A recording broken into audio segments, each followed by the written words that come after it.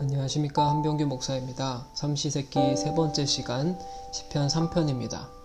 3주 동안 시편으로 하루 3번 끼니를 채우자 하는 타이틀로 시편의 말씀을 함께 묵상하기 원합니다. 말씀을 듣고 묵상하며 필사하고 SNS에 나누는 하루의 시간을 통해 하나님께 집중하는 시간 되기를 원합니다. 시편 3편을 제가 읽어드리도록 하겠습니다. 여호와여, 나의 대적이 어찌 그리 많은지요. 일어나 나를 치는 자가 많으니이다. 많은 사람이 나를 대적하여 말하기를 그는 하나님께 구원을 받지 못한다 하나이다. 셀라. 여호와여, 주는 나의 방패시요 나의 영광이시요 나의 머리를 드시는 자시니이다. 내가 나의 목소리로 여호와께 부르짖으니 그의 성산에서 응답하시는도다. 셀라. 내가 누워 자고 깨었으니 여호와께서 나를 붙드심이로이다. 천만인이 나를 애워싸 진친다 하여도 나는 두려워하지 아니하리이다. 여호와여, 일어나소서. 나의 하나님이여, 나를 구원하소서.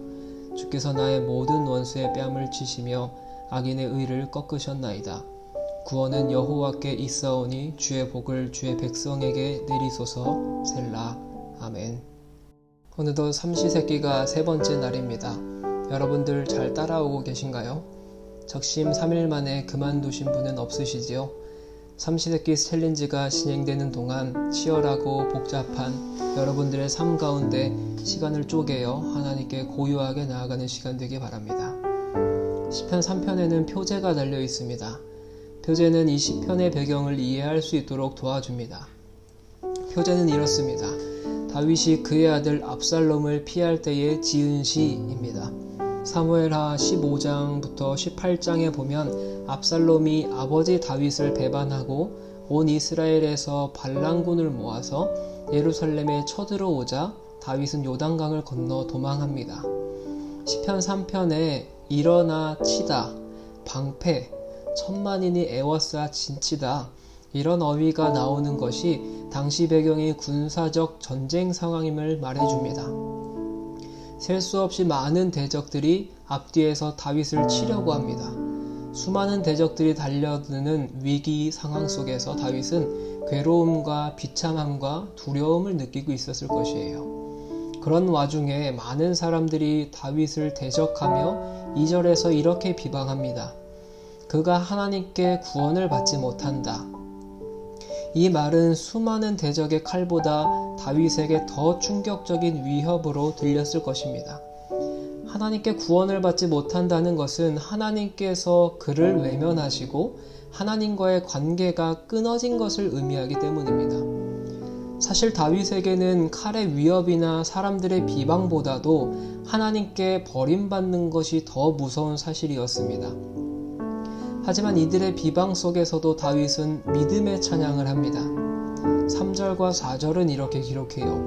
여호와여, 주는 나의 방패시요 나의 영광이시요 나의 머리를 드시는 자이시니이다. 내가 나의 목소리로 여호와께 부르짖으니 그의 성산에서 응답하시는도다.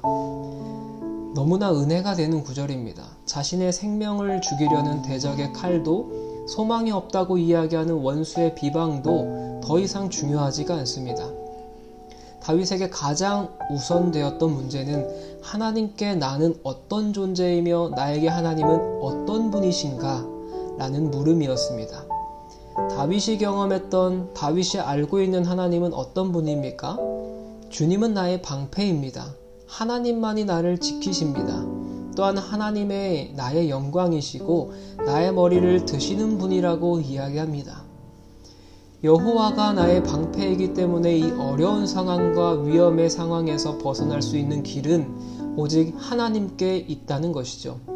자기의 힘으로 이 위협을 해결하려고 하지 않고 전적으로 하나님을 의지하고 하나님을 신뢰하며 자신의 생명을 하나님께 맡긴다라는 이야기입니다. 또한 다윗은 자기 자신이 스스로 영광을 취하는 것이 아니라 영광은 하나님께서 주시는 것임을 알고 있었습니다. 더 나아가 나의 머리를 드시는 자라는 고백 역시 여호와만이 원수의 비방과 원수의 공격에서 구해주시고 승리하게 하시며 사람들 앞에서 그의 명예와 위엄을 회복시키는 분임을 고백합니다. 하나님이 자신에게 어떤 분인지, 자신에게 어떤 존재인지를 확인하고 다윗은 더 큰 확신을 얻습니다. 그래서 6절에서 이렇게 고백하죠. 천만인이 나를 애워싸 진친다 하여도 나는 두려워하지 아니하리이다. 주님이 내 편이고 내가 주님 편이기 때문에 나올 수 있는 고백입니다. 이 고백이 우리들의 고백이 되기 원해요.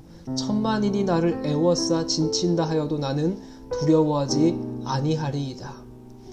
다윗은 1절과 2절에서 불평하고 탄식하며 두려움으로 초조했습니다. 하지만 나에게 하나님이 어떠한 분이신지, 나에게 하나님이 어떠한 존재인지를 다시 확신할 때 다윗의 상황이 180도 변하게 됩니다.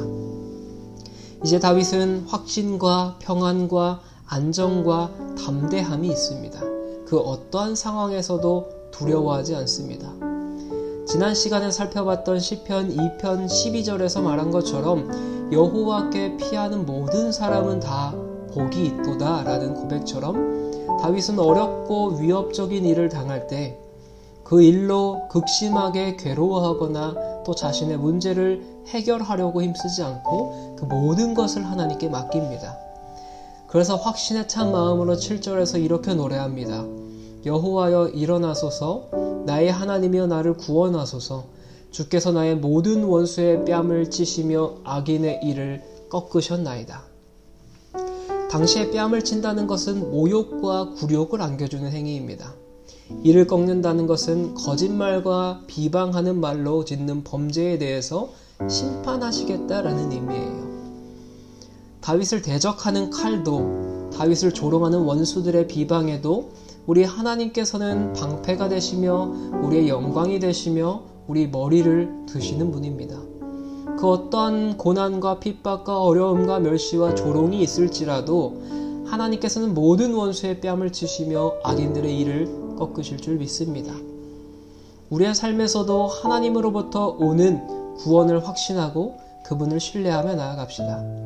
그 인생의 폭풍이 사납게 몰아치고 광풍이 일어날지라도 하나님께서는 혼란스러운 마음의 평강을 전하시며 비바람을 잠잠하게 하시는 분임을 신뢰합시다. 어떠한 시련 속에서도 그리스도인들은 하나님께서 당신의 백성의 방패와 힘이 되심을 알고 그분을 의지하며 나아가는 사람입니다.